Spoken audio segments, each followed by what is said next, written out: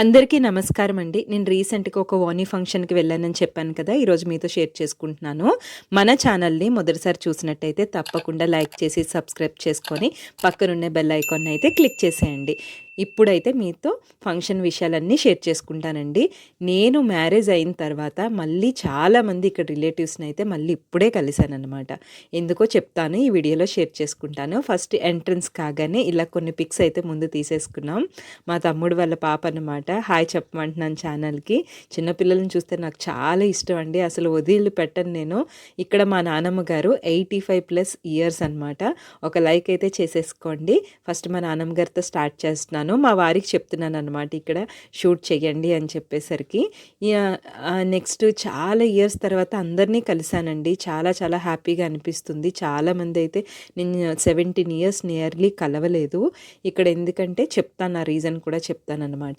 ఇక్కడ పెళ్లి కూతురు చెల్లెలైతే ఒక గిఫ్ట్ పట్టుకొని ఆపసోపాలు పడుతూ దిగుతుందనమాట. చూడండి ఎంత క్యూట్‌గా ఉందో. ఈ చిన్నపిల్లలు ఎక్కడున్నా నేను వదిలిపెట్టానండి అసల. నెక్స్ట్ ఇంకేంటంటే నా మ్యారేజ్ వచ్చేసరికి 2007లో అయింది. ఇంక అక్కడి నుంచి నేనే ఫస్ట్ కోడలు.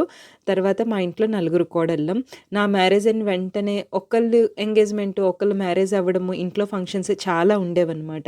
మేము ఉండేది మ్యారేజ్ అయిన తర్వాత ఒడిస్సాలో ఉండేవాళ్ళం. ఇంక ఇంట్లో ఫంక్షన్స్‌కు వాటికే మేము డేట్స్ అన్నీ షెడ్యూల్ పెట్టుకొని రిజర్వేషన్స్ చేయించుకొని రావడము.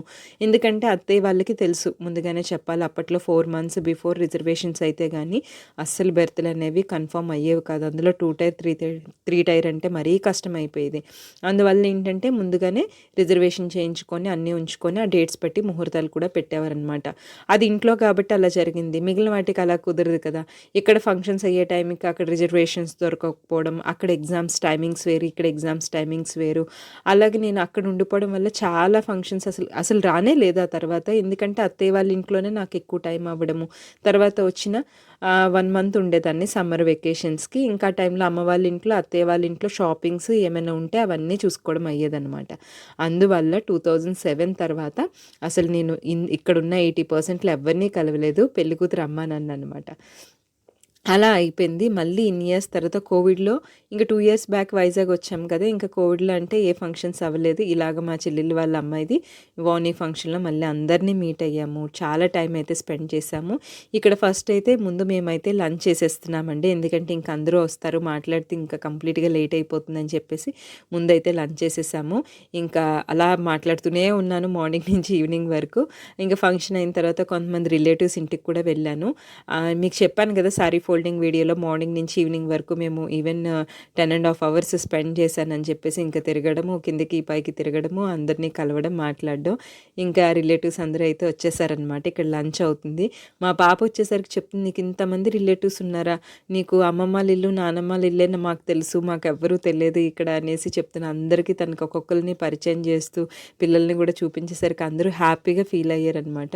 చాలాసేపు తను షాక్ అయింది, ఇంతమంది చుట్టాలు ఉంటారని చెప్పేసి. వేరే స్టేట్స్‌లో ఉంటేనే ఇలా ఉంది. ఇంకా వేరే కంట్రీస్‌లో ఉండి 5 ఏళ్ళు, 10 ఏళ్ళు ఉండిపోతారు. వాళ్ళెంత మిస్ అవుతున్నారో నాకు అర్థమవుతుంది. నెక్స్ట్ ఇక్కడ పాపకైతే గాగ్రా చేంజ్ చేయడానికైతే తీసుకెళ్తున్నారండి. ఇంకా పిల్లలైతే డాన్స్ చేయడం స్టార్ట్ చేసేసారు. ఇంకా ఇక్కడ పిల్లలకి సాంగ్స్ పెడితే చాలు గదా! ఎంత క్యూట్‌గా పిల్లలు ఎక్కడుంటే అక్కడే నేనేనండి. ఇంకా చాలా టైం వాళ్ళతో స్పెండ్ చేసిన అసలు టైం అన్నది తెలియదనమాట. ఇంకా వాళ్ళని కొంత షూట్ చేశాను. తర్వాత ఇంకా లంచ్ అయిపోయిన తర్వాత చాలా సేపు అక్కడ టైం స్పెండ్ చేశామండి. ఎందుకంటే అందరూ కోవిడ్‌లో గూడా తర్వాత మీట్ అవ్వడానికి ఫంక్షన్ కూడా మనకి రావాలి కదా! అందరూ కలిసామని చెప్పేసి చాలా టైం అయితే లంచ్ అయిపోయిన తర్వాత కూడా కూర్చొని మాట్లాడుకొని, జోక్స్ చెప్పుకొని, ఫొటోస్ అన్నీ దిగామనమాట. చాలా చాలా హ్యాపీగా అనిపించింది. ఆఫ్టర్ లాంగ్ టైం తర్వాత నేను చాలామందిని కలిసాను. అసలు ఎలా ఉన్నానో కూడా నేను చాలామందికి తెలీదు ఎక్కడున్నానని. మొత్తానికైతే ఈ ఫంక్షన్ ద్వారా అందరినీ మీట్ అయ్యాను. So happy. మేమందరం చిన్నప్పుడు కలిసి ఆడుకునే వాళ్ళం అనమాట. కొన్ని పిక్స్ మేము స్టార్ట్ అయ్యేటప్పుడు కొన్ని పిక్స్ అయితే ఇవి.